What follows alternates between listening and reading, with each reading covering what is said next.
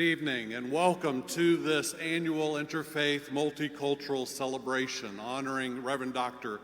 Martin Luther King Jr.'s life and legacy. My name is Vance Rains. I'm the lead pastor here at the First United Methodist Church of Orlando, and it's an honor for us to host this special event this year.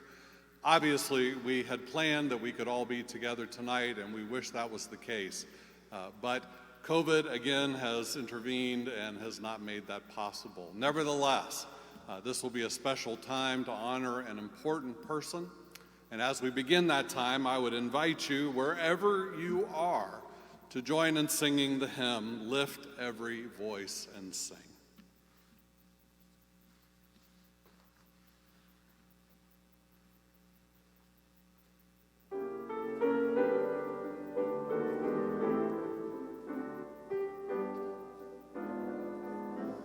Lift every voice and sing, till earth and heaven ring, ring with the harmonies of liberty. Let our rejoicing rise high as the listening skies. Let it resound loud as the rolling sea. Sing a song full of the faith that the dark past has taught us. Sing a song full of the hope that the present has brought us. Facing the rising sun of our new day begun, let us march on till victory is won. Stony the road we trod, bitter the chastening rod, felt in the days when hope unborn had died, yet with a steady beat have not our weary feet come to the place for which our fathers died. We have come over a way that with tears have been watered. We have come treading our path through the blood of the slaughtered, out of the gloomy past till now we stand at last where the white gleam of our bright star is cast. God of our weary years, God of our silent tears, thou who hast brought us thus far on the way, thou who hast by thy might led us into the light. Keep us forever on the path, we pray, lest our feet stray from the places, our God, where we met thee, lest our hearts, drunk with the wine of the world, we forget thee, shadowed beneath thy hand. May we forever stand true to our God, true to our native land.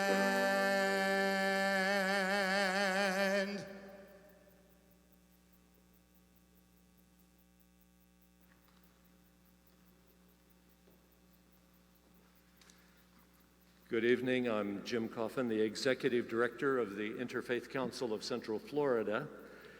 And because of COVID, we're having this event in an unusual way, but it's an event that we wanted to continue even if we had some adversity that we had to work around.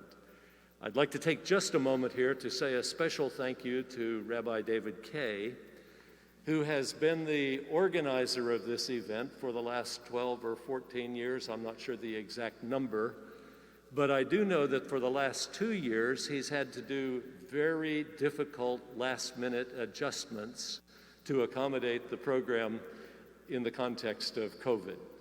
And so we appreciate greatly the double duty that he has done this year and last year, in addition to the regular duty he has done all the other years. One of the nice things about this event is that it's a joint effort between the Interfaith Council and also the Orlando Mayor's Martin Luther King Jr. Commission. And we've appreciated the cooperation, and the mayor is usually here, but unfortunately tonight he's a little bit down, and so we have to have someone else come, but we are blessed to not only have a good mayor, but we have a mayor who has been wise enough to choose good people to be around him. So as an interfaith group, any of us who have had interaction with City Hall have almost always interacted with Marcia Hope Goodwin, and we know the great benefit that she has been to the community as a whole, and she will be standing in for the mayor tonight to deliver a few comments. And her role is that she's the Chief Service Officer at City Hall and also the Director of the Office of Community Affairs. There's one other elected personnel that we'd like to welcome tonight, and that is Representative Carlos Guillermo Smith. And he is House District 49, and you know, there are politicians and there are public servants. Now, it's possible to be both, and Carlos Guillermo Smith is one who is both. He is there to serve the people, and he is a worker, and he doesn't rest until he has done everything that it's possible to do to try to serve not just the people who voted for him, but everyone in his constituency and everyone in the state. And so I'd like to give a special welcome to Marcia Hope Goodwin and to Representative Carlos Guillermo Smith. And Marcia, we'd like to have you bring greetings and a message from the mayor. Thank you.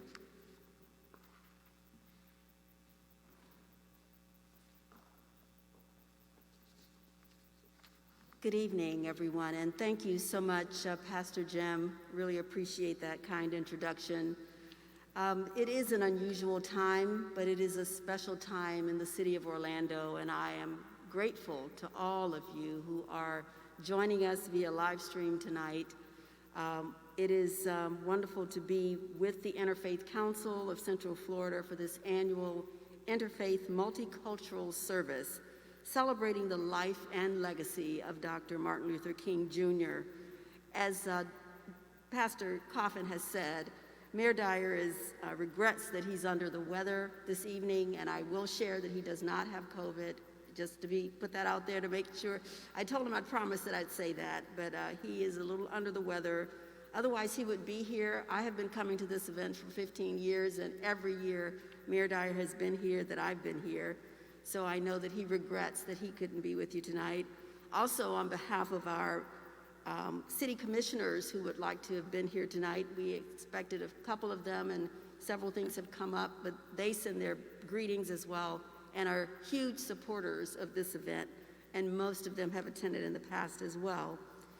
But we really thank all of you for joining us tonight because, as Pastor Jim has said, Rabbi Kay and the Interfaith Council have worked extremely hard to put together a beautiful faith program, a program that really reminds us of why we honor Dr. King and why we believe in his legacy. And also, I know that we have with us, I am not an elected official, I'm an appointed official, but thank you, Pastor Jim. But we do have our elected representative, Carlos Guillermo Smith, and we are grateful for you being here tonight and sharing your concept and wisdom about Dr. King and his meaning. My special thanks on behalf of the mayor go to our Mayor's Dr. Martin Luther King Jr. Commission. I have the pleasure and privilege of working with these outstanding volunteer civic leaders who give so much to our city all throughout the year. And many of them have been working on planning this event and other events throughout the year. And I especially want to thank all of the leadership of that organization, the commission, because I see how hard and how they work and how dedicated they are. Throughout the pandemic, we've had to pivot, and each partner organization has done what they think is best to be specifically to take the logistics in their hands, which are to determine what is safe. And we work with all of them, including the Interfaith Council, to make that happen.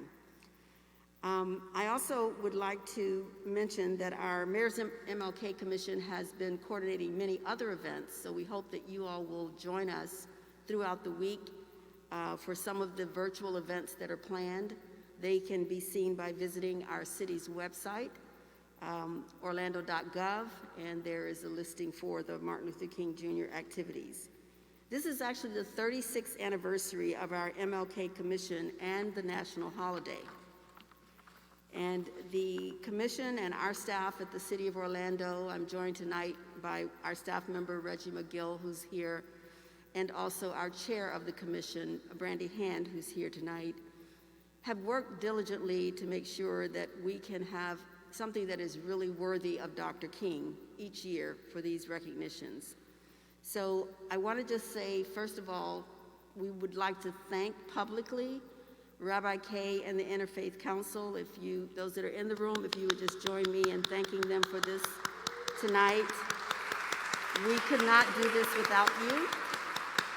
Thank you. And also to all of the faith leaders who are here tonight who will be sharing their messages about why this is important and how we can honor the legacy of Dr. King. Dr. King would have been 93 years old this year. And I believe that if he were alive today, he would encourage us to continue to stand for equality, inclusion, justice, respect, and peace for all of us in all manners. He said, and we know, that love conquers hate. We must never forget that Dr. King gave his life and his truth, and this truth and his ideals will stand forever. With rhetoric and policies of some of the things that we hear going on across our country today, unfortunately, sometimes hateful, we feel that it's even more important now to commit to living the vision and the legacy of Dr. King. I invite each of you who are watching tonight and participating to sign the Orlando Community Pledge. If you haven't done so already, you can go to orlando.gov/MLK pledge. And this pledge will allow you to make your statement for how you believe that racism and discrimination have no place in the city of Orlando and Central Florida. So please do sign the pledge, and together we will become the beloved community that Dr. King spoke about and lived his life for. Thanks to each of you for being here and for your work and dedicated service. Together, we are helping to shape a more inclusive and equitable Orlando. Thank you so much.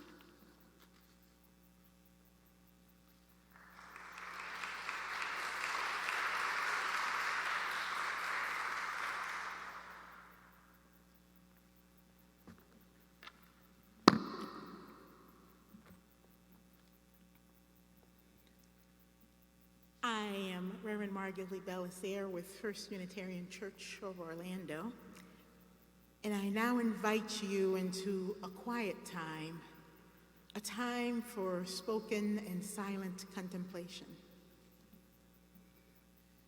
Spirit of love, spirit of forgiveness, spirit of beginning anew, Divine Spirit, we gather in gratitude for the life of Martin Luther King Jr.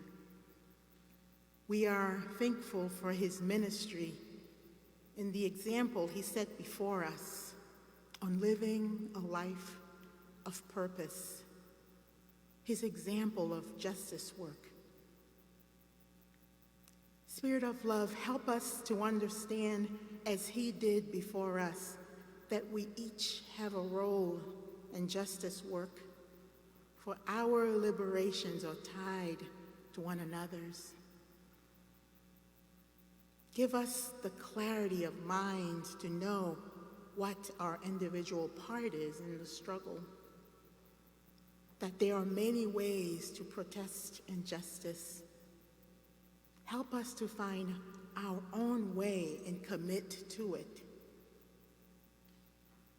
Spirit, be with us as we reflect on the moments when we might not have done our very best, when we might not have been our best selves. We gather at the beginning of a new year, leaving behind one that was full of pain and suffering on many levels for many people. Many suffering from food insecurity and lack of housing. Others alone and isolated by a pandemic that has taken the life of so many. Others still consistently in fear, either for themselves or for their beloveds, fear that they might contract this COVID virus that has been running rampant among us. Under such stress on our minds, bodies, and spirit, we fail at times to get it right, to have each other's backs, to be patiently and fully present, to love radically, to follow Martin Luther King Jr.'s example.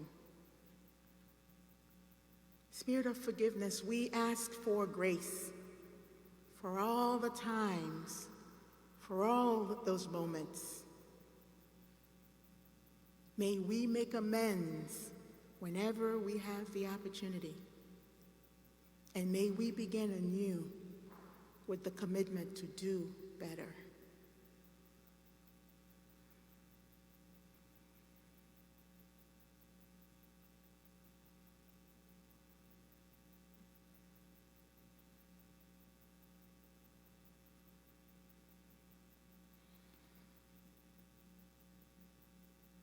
May we rest in love, and may we engage each other lovingly and compassionately. May it be so.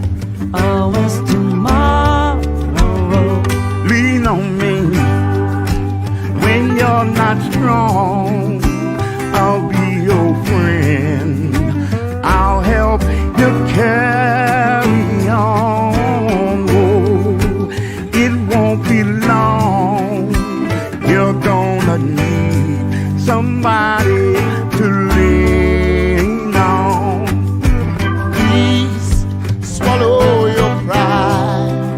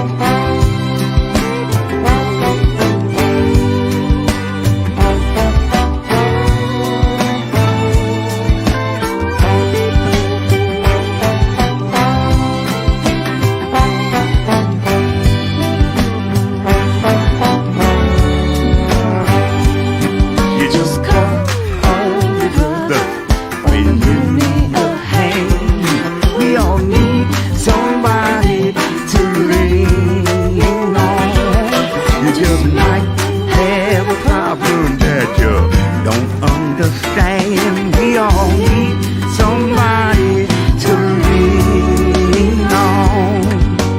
If there is a load you have to bear that you can carry, I'm right up the road. I'll share your load if you just call me. Call me. I'm right up the road. Just call me, baby. I'm right up the road. I'm a friend. Call me. Call me. I'm right up the road. You gotta call me. I'm a friend. Call me. I'll carry your load. Call me. I'll help you carry your load.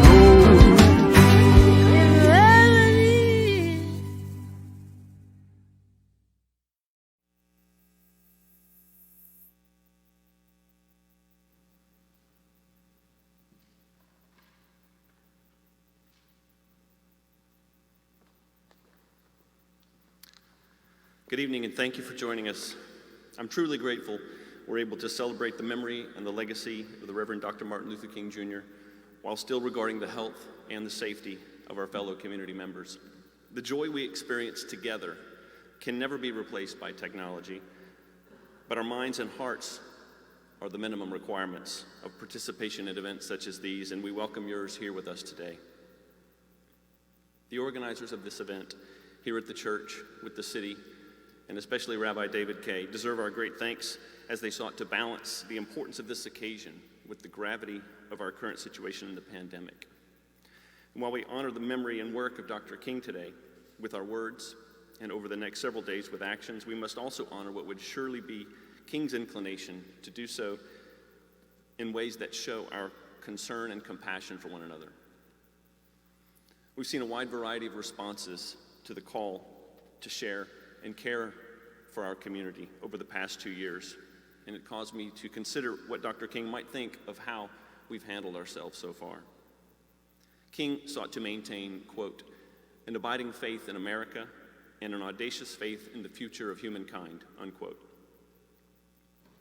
As an advocate for the nation's working class and a careful critic of our great experiment, we must be honest and acknowledge that some of what we've seen would surely disappoint him. Specifically, the disproportionate health outcomes and economic impacts of this pandemic have made clear that his work for economic equality has not yet been realized and accomplished. Dr. King was never short on well-deserved criticism of how we're doing as a nation or as a people. Such criticism is necessary in order to form a more perfect union and for all the progress made on the long moral arc together. None of that progress would have occurred absent critique by those who saw a better way. But I know Dr. King would also be truly inspired by how many in our community have responded to the public health crisis and how we've showed our concern for fellow humans and how we've worked together, how our local leaders have led, how local nonprofits have responded and continued to meet the needs of our community during trying times. So while I invite you to listen earnestly this evening to community leaders, my fellow clergy and representatives of various religious traditions, I also invite you to seek out volunteer opportunities in the community over the next several days. And when you do so, leave a legacy that honors not only what Dr. King might have imagined of us, but what your children and their descendants might imagine of their future. Whether you call it morality or ethics, whether you ascribe to religious or secular ideals, the invitation to all of us today is to work and create a community where everyone shares equally in our collective hardships and our collective victories, and where critique is offered and understood from a place of love for the common good. Thank you. Thank you.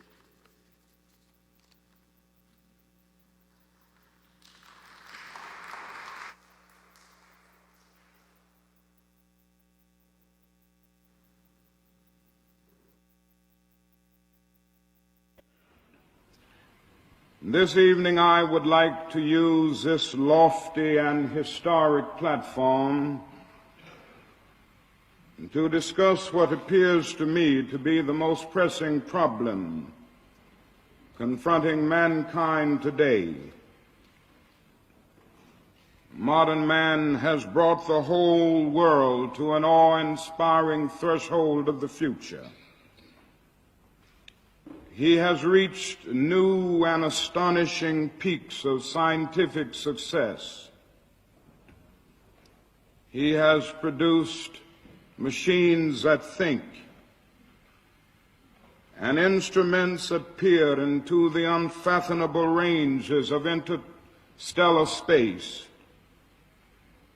He has built gigantic bridges to span the seas, and gargantuan buildings to kiss the skies. His airplanes and spaceships have dwarfed distance and placed time in change and carved the highways through the stratosphere. And this is a dazzling picture of modern man's scientific and technological progress. Yet in spite of these spectacular strides in science and technology, and still unlimited ones to come, something basic is missing. And that is a sort of poverty of the spirit, which stands in glaring contrast to our scientific and technological abundance. The richer we have become materially, the poorer we have become morally and spiritually. We have learned to fly the air like birds and swim the sea like fish, but we have not learned the simple art of living together as brothers.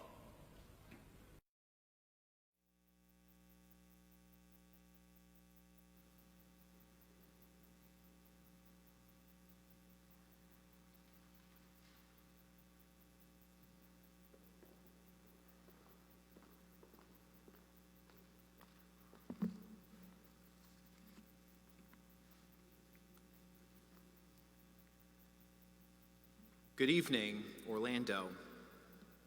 I want to thank the Interfaith Council of Central Florida, as well as Mayor Dyer's Dr. Martin Luther King Jr. Commission for their leadership in hosting this event every single year.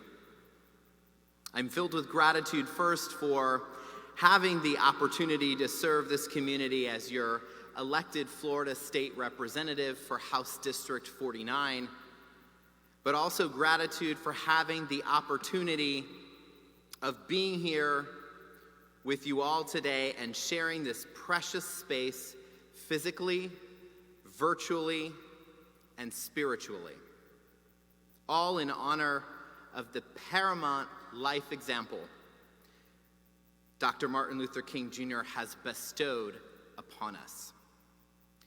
Thanks to his life, dedicated to the attainment of peace, freedom, justice, and equality, we can all congregate here to be together as one true family. And as we come together in preparation for MLK Jr. Day on January 17th, I can't help but fully embrace one of the central themes here tonight: Dr. King's beloved community. It is a global vision in which all people can share in the wealth of the earth. In the beloved community, poverty, hunger, and homelessness will not be tolerated, because international standards of human decency will not allow it. racism, and all forms of discrimination, bigotry, and prejudice will be replaced by an all-inclusive spirit of fellowship. Thanks to Dr. King's vision, we can all stand proud, as I do, here today as a proud Orlando LGBTQ Latino who fully embraces the same humanity and notion of MLK's beloved community, the same urgency in our quest for peace and justice that drives our shared hopes and dreams, no matter our race, color, religion, sex, national origin, age, ability, sexual orientation, or gender identity. In Orlando, you can see us building toward that beloved community. We see it every day. Each of the many religions and faith traditions we have represented here tonight and throughout Central Florida understand that as humans, we are caretakers of one another, who possess the shared higher values and virtues of love, gratitude, compassion, and peace. Each of our own families, whether chosen or created in our journey, walk alongside us in times of happiness and grief. But what is our role? Each one of us in bringing us all closer to MLK's vision of beloved community. To understand our role and the challenges we face, we can look to Dr. King's 1964 Nobel Prize lecture. We just heard his words just moments ago, in which he describes spectacular strides in science and technology, that humans have used these advancements to fly in the air like birds and swim in the sea like fish. And yet the richer we have become materially, the poorer we have become morally and spiritually, due to the fact that we have not learned the simple art of living together. Something that rings true today. Dr. King describes this problem of spiritual and moral lag as manifesting itself into three larger problems, each one inextricably bound to the other. Racial injustice, poverty, and war. Our struggle continues today. And it's not just the struggle against these problems that continues, but Dr. King's prescribed method to confront them: nonviolence. Nonviolence as a way to confront injustice and inequality. Nonviolence, which he calls a powerful and just weapon. The words from his 1964 Nobel Prize lecture appear to be speaking directly to us in 2022. We will take direct action against injustice despite the failure of governmental and other official agencies to act first. We will not obey unjust laws or submit to unjust practices. We will do this peacefully, openly, cheerfully, because our aim is to persuade. We adopt the means of nonviolence because our end is a community in peace with itself. We will try to persuade with our words, but if our words fail, we will persuade with our acts. We see Dr. King's wisdom on how to confront injustice is still being followed by civil rights movements of today. We saw nonviolent Black Lives Matter resistors here in Orlando and across the nation and the world in response to the murder of George Floyd, who in their protests continue the legacy of Dr. King. We saw nonviolent resistors taking to the streets in solidarity with those fighting for freedom in Cuba, and those nonviolent resistors last week in Jacksonville, who came to a public press conference to speak truth to their elected leaders. The Orlando 10 for the 49. 10 brave Orlando nonviolent resistors were arrested for refusing to leave the office of their elected U.S. Senator until they could meet to demand gun safety and LGBTQ rights in the immediate aftermath of Pulse nightclub. I will continue to defend their constitutionally protected First Amendment freedoms and oppose unjust laws like the ones passed in Florida last year that seek to silence the voices of nonviolent resistors like these and many more. But let's also remember that just as there were those in 1964 who opposed the movement to end racial injustice, there are those who are opposed today. Again, from Dr. King's Nobel Prize remarks, the American people revealed great maturity by overwhelmingly rejecting a presidential candidate who had become identified with extremism, racism, and retrogression.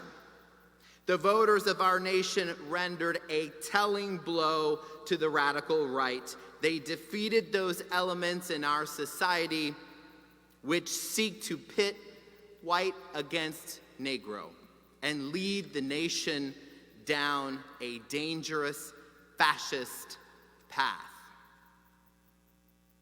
It is once again crystal clear how these struggles continue today. But let's understand that today's opponents of racial justice may look similar to those from 1964, but they may also look very different or sound different. We should ask ourselves, what would Dr. King think about the effort to ban critical race theory from Florida public schools? Something proponents of the effort know very well is not actually taught in Florida public schools. Would he see it as a way to stop the indoctrination of our nation's youth with hatred towards one another and towards America? Or would he see it as a thinly veiled attempt to politicize and whitewash the teaching of Black history in our schools? MLK, in his Nobel Peace remarks, he quotes the philosopher Alfred North Whitehead, who says, "We live in a day when civilization is shifting its basic outlook, a major turning point in history where the presuppositions on which society is structured are being analyzed, sharply challenged, and profoundly changed."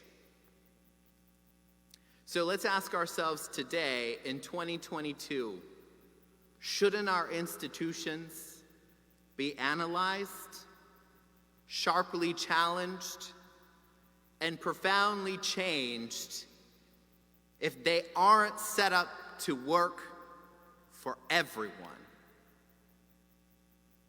Today, some may call the need to analyze, shift, or rethink assumptions as being woke. Something that should be stopped dead in its tracks. MLK explains, the great masses of people are determined to end the exploitation of their races and lands. They are awake and moving towards their goal like a tidal wave. Are they woke? Or are they awake? Or are we shifting our basic outlooks, as Dr. King said? Would Dr. King agree with politicians of today who say diversity, equity, and inclusion training is a ploy to smuggle an ideology into the workplace? Or would he see diversity, equity, and inclusion training as a way to help us understand how to create a workplace environment where all employees, including people of color, including LGBTQ workers, and all others, feel supported, able to grow, thrive, and advance? Fighting against racial injustice, poverty, and war is not our only role as Orlandans in furthering Dr. King's legacy. As I reflect on Dr. King's legacy, I can't help but remember what our community endured after the attack at Pulse nightclub, how we responded. We saw the values of inclusion of LGBTQ people on full display, a fundamental concept of Dr. King's beloved community, inclusion. So many did what they could to bring about love, gratitude, compassion, and peace to everyone. What I saw in this community's response to the tragedy was divine. And I say that as someone who identifies as more agnostic. Even though I was raised Catholic, I had the privilege of seeing the very good work of the Interfaith Council of Central Florida. And what I saw was the perfect example of how, whether it's through our religion, our faith, or our own labeled or unlabeled spirituality, like my own, when we show one another love, gratitude, compassion, and peace, we can find the divinity within, which can help us overcome that spiritual and moral lag Dr. King referred to, and in doing so, truly learn the simple art of living together. These virtues are not exclusive to the altars or houses of worship, but they're virtues that exist within us all. Dr. King fought hard against the foes of hatred and discrimination, and he did so bravely with a loving, compassionate, and grateful heart that brought peace to many who experienced injustice. He was just a person, just like you and me, like all of us. But what brought him closer to the divine, what sparked that fire in his voice and enveloped that holy aura that still lives in us, it all arose from his unwavering power of compassion. So I ask again, what is our role, each one of us, in bringing us all closer to MLK's vision of beloved community? If we start every day with the commitment to improve the lives of those around us, if we begin to stand against the oppression of marginalized communities around our country, if we see ourselves reflected in our neighbors, treating them with the same respect, dignity, and humility we all deserve, I assure you that we will be walking together towards a more peaceful world. But the peace Dr. King spoke of is a peace that cuts the chains of oppression, a peace that ends systemic racism and uproots hatred and bigotry, a peace which can only be won through us, so we can become a community at peace with itself. Dr. King's dream lives not only in the progress we've seen, but also in our collective commitment to fight for equality of opportunity,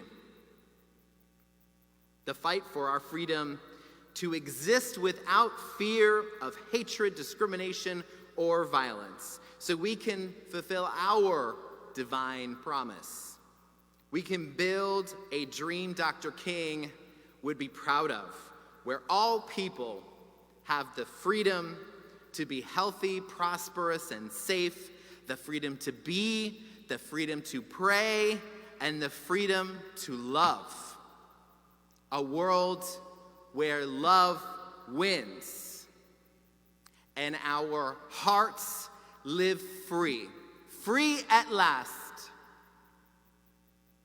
I am committed to continuing to build that dream alongside each and every one of you as we build our Orlando beloved community together. Thank you. I leave you in peace.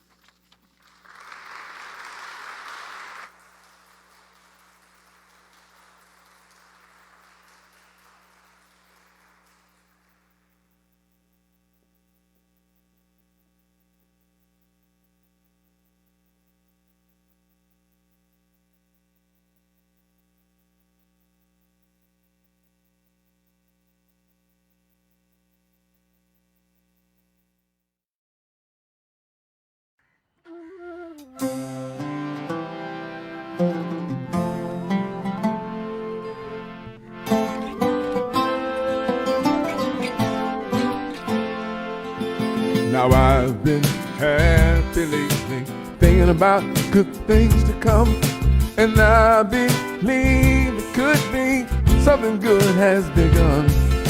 Oh, I've been smiling lately, dreaming about the world as one, and I believe it could be someday it's gonna come.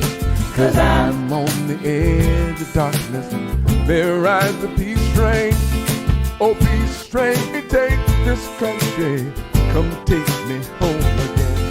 Now I've been smiling lately, thinking about the good things to come, and I believe it could be something good has begun. Peace train sounding louder, ride on the peace train. Ooh-ah-ee-ah, ooh-ah. Peace train, holy roller, everyone jump upon the peace train. Ooh-ah-ee-ah, ooh-ah.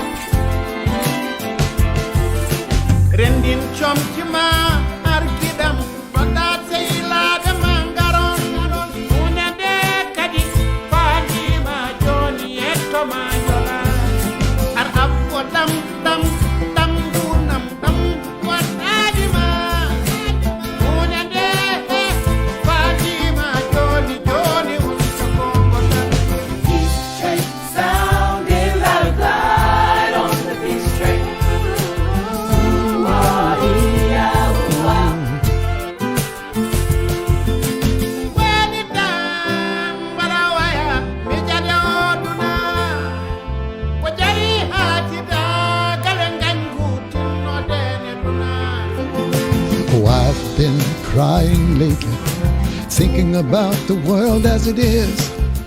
Why must we go on hating? Why can't we live in bliss?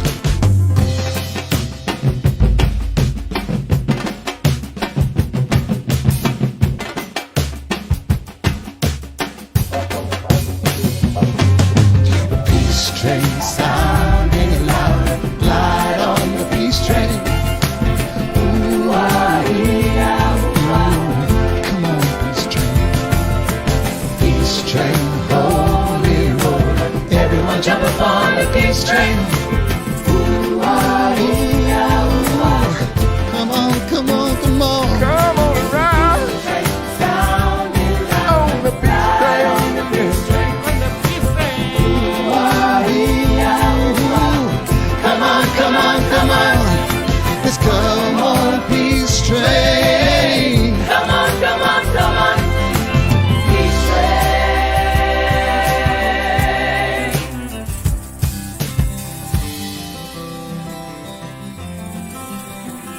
Come on, join me. I'm jumping on the peace train.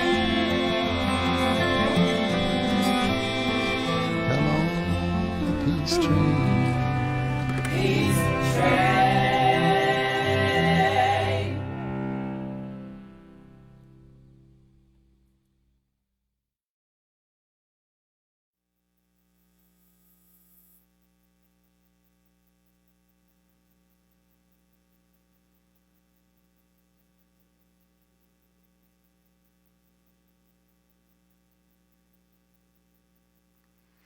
We invite you to join in affirming the legacy and life of Dr. King by responding with the affirmations following the offerings by each faith and worldview leader. Unitarian Universalist Reverend Alice Blair Wesley reminds us, ultimately, the only freedom adequate to human dignity is the freedom to do what love asks of us. We affirm that hatred paralyzes life, love releases it.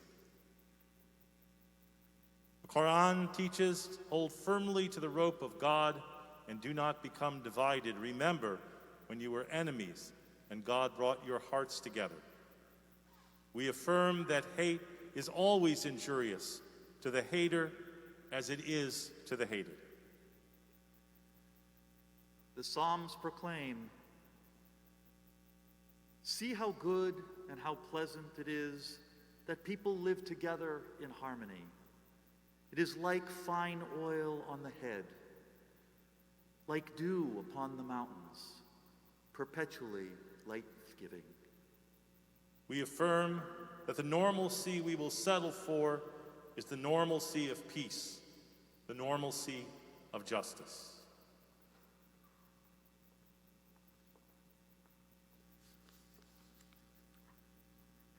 Baha'i scripture adjures, "The garden which is pleasing and makes the heart glad is the garden in which grow side by side flowers of every hue, form, and perfume.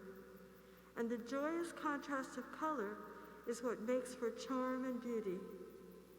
Thus, diversity in the human family should be the cause of love and harmony, as in music, where many different notes blend together in a perfect chord."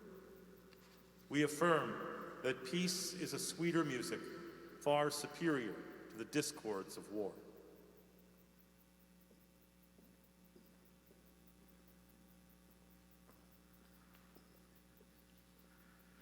Guru Granth Sahib, Ang 1299, declares, "Through Guru's wisdom, I have overcome the perception of otherness, that there are no strangers, no enemies, so I can get along with everyone." We affirm that life's most persistent and urgent question is, what are you doing for others? Romans 12:8 adjures, "If it is possible, as far as depends on you, live at peace with everyone." We affirm that the best way to solve any problem is to remove the cause. And reading for the Hindu representative who can't be here, we learn from the Sastras of Sanatana Dharma. We must always feel inwardly that all are one, and we must be permeated with love for all. We affirm that right temporarily defeated is stronger than evil triumphant. The Magandiya Sutra tells us, those who cling to perceptions and views wander the world offending people. We affirm that unarmed truth and unconditional love will have the final word in reality. Among the 10 Commandments of humanism, we find fairness and cooperation are among the first issues encountered in our ethical development. But each day brings new challenges and moral dilemmas. We should continually adapt and rebuild our moral framework with the goal of becoming ever better human beings. We affirm that we are not first and foremost defined by those things which separate us. Rather, we affirm the teaching of Dr. Martin Luther King Jr., that we are all first and foremost one human family in a beloved community.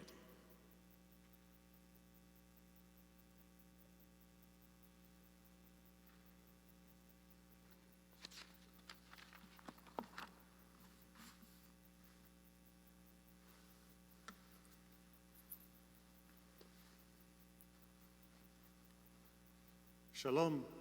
I am Rabbi Joshua Neely of Temple Israel of Winter Springs. A teacher of mine told me, whenever you give a sermon, you can bet everyone will think the sermon is for someone else in the room and not them. So let me begin with the words of Moses, our teacher, and get this straight. You all stand this day, all of you, before the Lord your God, the leaders of tribes, the elders, the officials, every one of you and your children and spouses, and the stranger in your camp, from the woodcutter to the water carrier. Moses makes it clear that God calls to all of us, from the high and mighty to those who think of themselves as insignificant. So too, this call to action is directed at everyone. I speak to those of you who cling to hate, you who cherish your anger and revulsion at your fellow human beings. Let go of the poisonous lies you treasure. It corrupts you and drives you from the life God has in mind for you. Lay down your anger and your fear. Listen to the other and hear their story. You will find new friends who will embrace you. I speak to those who do not hate.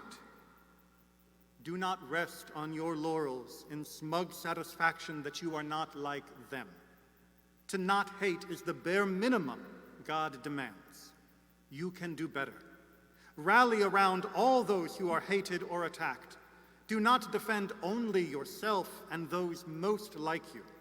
Speak out against all injustice. Comfort all who cry. You are your brother's keeper, and all people are your brothers. This means you must also reach out to those who were born or who chose to live in darkness. Listen to their fear, their confusion with compassion, and help them free themselves from their self-imposed slavery to bigotry. Their shadowed eyes will weep when exposed to the light of your love and forgiveness as they stumble away from their hate. Bruised and battered by their long sojourn in the darkness, they need your kindness and acceptance, even while we yield no ground to their foul philosophies. I speak to those who hoard their blessings, refusing to hear the cries of those in need. As the psalmist wrote, the whole world and all it contains belong to God. Share what blessings God has lent you. Rejoice that you can help others with your abundance. I speak to those who do not hoard, but who think they have no wealth to give to those who suffer. Do not think yourself better than those who live greedily.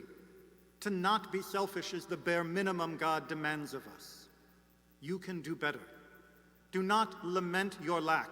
Give freely of yourself, your time. Rebuild the networks of your neighborhood, your communities. Be with others in their moments of joy and sorrow and fear. I speak to those sitting on the sidelines, waiting for others to heal this world. How dare you? The voice of God cries out inside you, and you ignore it. Turn away for a moment from the trivial concerns and see the true grandeur of your life. Realize that your power is enough to change this world. I speak to those who are ready to give up, to those who are exhausted, to those who despair that humanity will ever transcend hate and bigotry, selfishness and greed, fear and violence. How dare you? In the last 100 years, we have come closer to the vision of the prophets than at any other point in history. In the last 100 years, brave people around the world, such as Dr. Martin Luther King Jr., whom we honor today, have labored, fought, and won great battles that have given people like me and my children not only a better life, but hope for an even better world. They did so at the cost of their careers, their leisure, their comfort, their security, and sometimes their lives. Now we must build upon their foundations.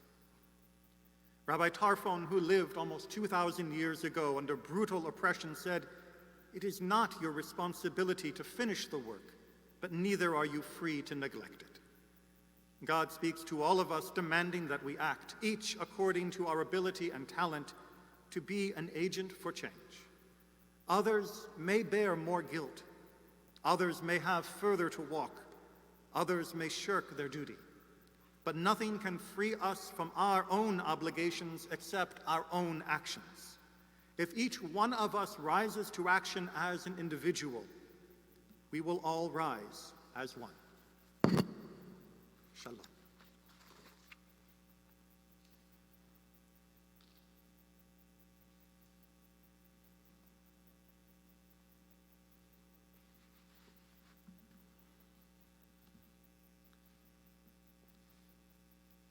I want to take just a moment and thank all of our participants. I especially want to thank Pastor Vance for First United Methodist's wonderful hospitality for this event and for being so flexible with all of the changes that happened literally at the last minute. A special shout out to Mason Crane for handling the technical aspects of it and really also being very patient and indulgent. I want to thank the City of Orlando, the staff here at the church, the Martin Luther King Commission, my fellow members of the commission, and my fellow members of the Interfaith Council of Central Florida. Special thanks to Representative Smith for joining us this evening and sharing words. He is going to be getting in the car as soon as we're done here to drive to Tallahassee because the legislature is in session starting Tuesday morning. Wanted to thank Brandy Hand, our chair of the commission, Marcia Goodwin, Felicia Korchowski with the City of Orlando as well. Ordinarily, if you were here in person, you would be able to see the names and affiliations of the people who participated in the affirmation. I'm going to share those with you before we move on to our closing hymn. Dr. Sherry Dressler from the Baha'i community, Claudia Shippert from the Buddhist community, Reverend Jim Coffin from the Christian community, Cantor Doug Ramsey from the Jewish community, Randa Black representing the Free Thought community, Jaypal Singh Sodhi from the Sikh community, and Reverend Kathy Schmitz representing the Unitarian Universalist community. Also want to give a special thanks to our interpreters. Thank you, well done. Very impressed. That's the right way to do it. That's applause. We are going to conclude with We Shall Overcome, and wherever you are, whether here with us, the few people who are here, or watching at home, or perhaps watching this recorded later on, please take those thoughts that you have heard this evening, the inspiration you may have gained, take it with you, not only through this week where we celebrate Dr. King, but through the year and through our lives. Matthew Lincoln Bugg is going to lead us, and Linda Van Niekirk will be accompanying. We shall overcome.